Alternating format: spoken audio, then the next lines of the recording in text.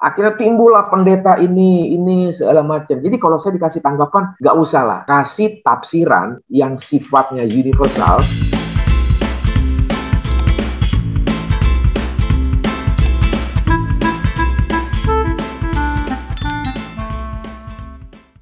Ya, selamat siang sahabat literasi. Terima kasih untuk tetap stay tune di podcast Literasi Komunikasi. Kita lanjutkan diskusi kita tentang leadership dari perspektif Abraham Kuyper bersama Dr. Tumbur Tobing. Nah, Pak Tumbur, kalau tadi pemaparan Bapak sampaikan bagaimana akhirnya Abraham Kuyper itu melihat setiap momentum itu harus dioptimalkan dengan sebaik mungkin supaya mendapatkan hasil yang optimal, karena dia memiliki prinsip bahwa apa yang dia kerjakan itu dia bertanggung kepada Tuhannya.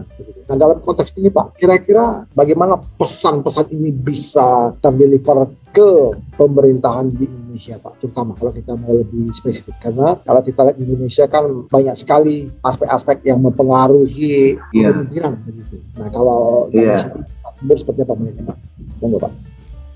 Ya, terima kasih. Saya sudah pikirkan tadi malam yang belum dibahas secara serius. Jadi kalau kita belajar mengenai public policy, itu kan secara umum, tetapi saya perhatiin dari wawancara-wawancara, belum ada terdengar saya public policy kaitan dengan digital age. Kenapa? Karena digital age ini bukan sekedar 4.0 atau 5.0, ini nanti ke metaverse. Itu lebih dinamika lagi, lebih dinamis, lebih akan banyak perdebatan, dan dari situ digital age seperti ada perpindahan 1 miliar 2 miliar di tahun 2030 2050 ya, perpindahan generasi Z sekarang menuju planet Mars yang SpaceX dari Elon Musk. Nah, ini harusnya antisipasi negara sudah memahami public policy kaitannya dengan digital age. Karena apa? Saya mengatakan begini, anak-anak muda yang super hebat yang umur 15 tahun sampai 35 tahun, dari yang kaya untuk komersil, ada yang otaknya cerdas untuk membuat satu bagian yang sangat tajam. Ini saya sedang mengerjakan satu project engineering, anaknya masih 27 tahun dan adiknya 24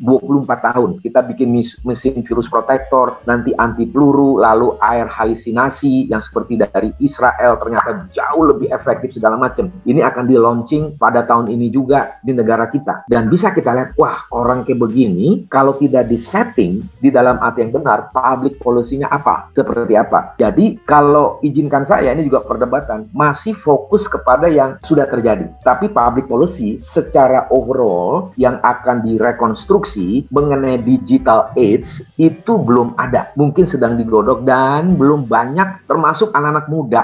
Ya, saya mendengar, ya kita ngerti lah, salah satu partai yang masih gurem tapi sudah masuk di salah satu DPRD, dan ada pentolan-pentolan saya ini juga, tapi saya belum pernah dengar gitu loh. Bicara politik juga masih politik yang secara yang as usual, tapi belum memikirkan mengantisipasi politik di dalam kaitan digital age. Ini akan menjadi satu kesulitan lagi yang makin menakutkan sebenarnya. Tapi anyway, kita tetap harus mengerjakan bagian ini sebagai orang tua, sebagai guru, sebagai dosen, sebagai politician, ataupun sebagai orang yang mengambil kebijakan. Saya sedang memikirkan, adakah orang-orang yang di tangan presiden ini orang-orang staf ahli di kementerian, di kepresidenan, di DPR, ataupun ini, ataupun juga yang ada di gubernur. Saya makin sadar, makin yakin, banyak orang pinter di Indonesia.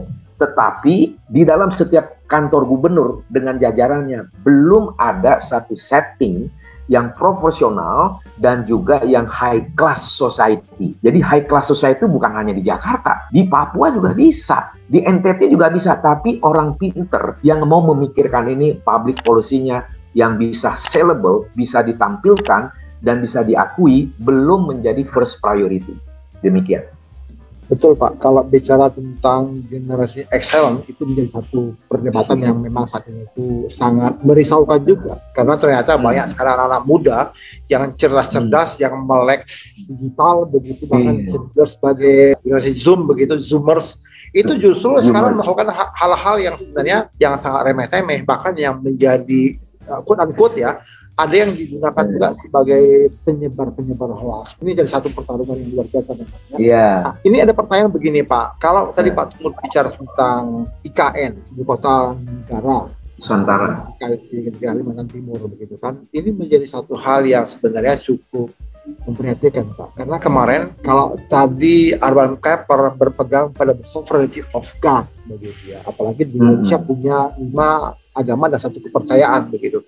Iya. Ini kita kemarin disuguhkan dengan satu upacara yang membawa tanah dan air dari daerah-daerah 34 provinsi begitu. Ini pertanyaan begini. Ini bagaimana sebenarnya pandangannya Pak Timbul? Apakah ini tidak mengabaikan rasa keagamaan yang ada di Indonesia? Artinya kan ini pertanyaannya, bukankah lebih baik ketika semua para pemuka agama itu dipanggil, sama-sama mereka juga melakukan doa masing-masing untuk ini sebagai titik nol yang akan memulai satu pemerintahan Indonesia yang maju ke depan. Apakah ini nggak menjurus ke hal-hal yang berbau mistis begitu? Ya, saya sih pribadi tidak terlalu mengatakan mereka salah. Tapi saya pribadi mengatakan ini eksplorasi dari satu budaya, tanda kutip menjadi lokal wisdom. Pak, ini siapa nih mereka Pak? Yang apa tuh kemarin di Mandalika itu? Iya, yang pawang hujan gitu. Kayak Mandalika dan sejenisnya lah ya. Iya. Yang Mandalika kan tuh kan pawang. Orang Batak juga ada kok. Orang Ambon juga ada gitu ya. Ataupun juga yang air-air itu segala macam yang di IKN itu. Bagi saya tuh representasi secara umum. Tapi ada tapinya nih. Karena kalau kita kan Indonesia itu kan keagamaan dan ketradisian itu kan sangat kuat. Masing-masing ada. Persoalannya kita akhirnya lebih kepada penyudutan dari hal-hal itu air dari 34 kota, provinsi gitu ya. Kita ya oke saja secara umum. Tetapi belum ada satu statement, saya membawa air ini, entah air dari mana lah, pokoknya 34 provinsi itu, ingin menggambarkan satu bagian kosakata yang akan meneduhkan orang bahwa air ini secara umum adalah penyejukan jiwa, kaitan dengan titik nol. Dari titik nol kita mulai dari bawah, dari awal sampai kepada menggelinding, itu mengakumulasi, lalu air dari 34 provinsi, kita sebetulnya nggak usah ngomong ini ada jimatnya, ada apa, bukan gitu ya. Tapi air itu satu representasi ketenangan jiwa, dialirin. Kedua, air itu berarti ada kekayaan dari setiap daerah yang merepresentasikan kemungkinan-kemungkinan kita bisa mengembangkan berbagai potensi hal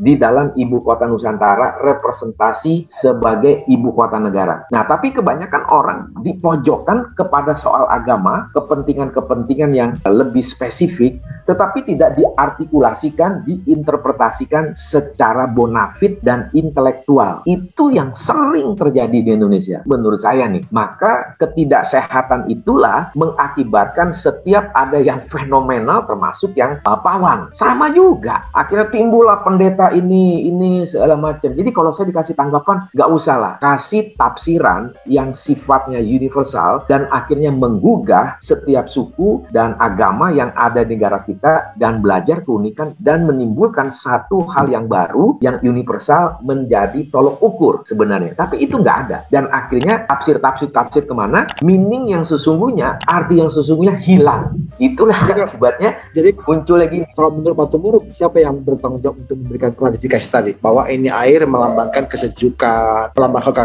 daerah gitu? Apakah siapa nih Pak Tumur? Ya, sebaiknya sih yang ditunjuk sama Presiden Jokowi sebenarnya, dan itu ada semacam limited meeting. Hingga kan Indonesia pasti Presiden and the Gangs-nya itu timsnya melihat ada gejolak yang sebenarnya kecil menjadi tidak kecil. Itu kan setting, kita kan juara setting di dunia, ya kan? Satu setting ini. Nah, harusnya kalau pikiran saya sih dipikirin itu, tunjukkan gini, lalu dibahasakan gitu. Jangan ada yang satu, oh ini begini, akhirnya orang bingung gitu loh. Yang generasi Z jadi nggak mau belajar tentang public policy, tidak mau belajar politik basic gitu loh. Kan sekarang kita lihat akhirnya lebih tahu apa? Lebih suka Elon Musk daripada kehidupan politik kita. Nggak ada yang mereka tahu. Coba aja lihat nih generasi Z, mereka tahu nggak siapa presiden kita? Mungkin tahu Jokowi. Apa yang menjadi ininya? Dia lupa. Lalu apalagi nanti dibilang oh ini agama, oh ini dibakar, jadi itu larinya gitu loh. Jadi lebih kuat, itu yang menjadi problem. Hal-hal yang sebenarnya hanya ekses itu menjadi yang prioritas begitu ya sekarang ya. Harusnya Pak Jokowi kalau beliau dengar ini nanti podcast ini, Pak Jokowi bisa tunjuk Pak Tumbur nih, narator Bapak, komunikator gitu. Karena terus terang Pak, memang saya melihat juga banyak sekali kebijakan pemerintah yang sudah bagus, ketika tidak dinarasikan dan komunikasikan dengan baik kepada masyarakat, itu jadi amburadul Pak. Itu yang pertama Pak. Oke, ini pertanyaan kedua.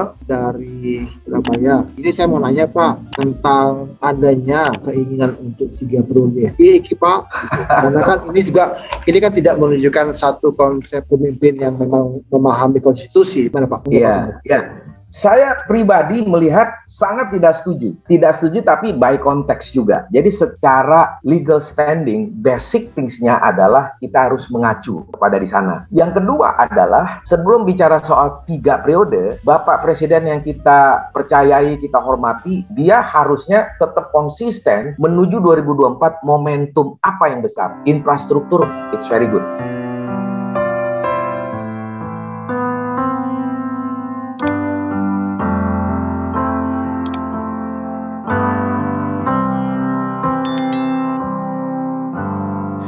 Another summer day is come gone away, and Paris and Rome, but wanna go home.